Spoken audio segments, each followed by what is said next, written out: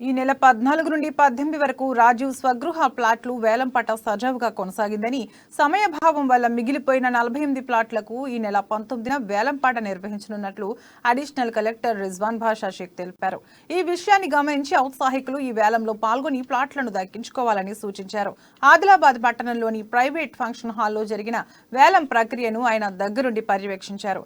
చివరి రోజు కూడా ఔత్సాహికులు ఉత్సాహంగా పాల్గొని ప్రభుత్వం నిర్ణయించిన ధర కంటే ఎక్కువకు వేలం పాడి ప్లాట్లను సొంతం చేసుకున్నారు.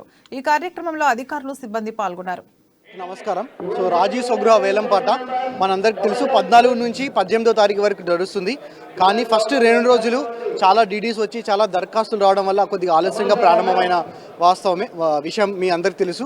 కాబట్టి కొన్ని ప్లాట్స్, ఒక 48 ప్లాట్స్ ఫస్ట్ 2 రోజులు సమయాభావం వల్ల కండక్ట్ చేయలేకపోయాం. ఎందుకంటే చాలామంది బిడ్డర్స్ పార్టిసిపేట్ చేయడం వల్ల.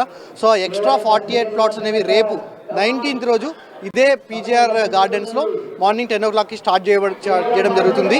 సో ఒక్క సెషన్లోనే మొత్తం పూర్తవుతాయి. లంచ్ తర్వాత ఏముండదు. సో మార్నింగ్ నుంచే ఈ ఎవరైతే లాస్ట్ 48 ప్లాట్స్, మొత్తం 362 ప్లాట్స్, లాస్ట్ 48 ప్లాట్స్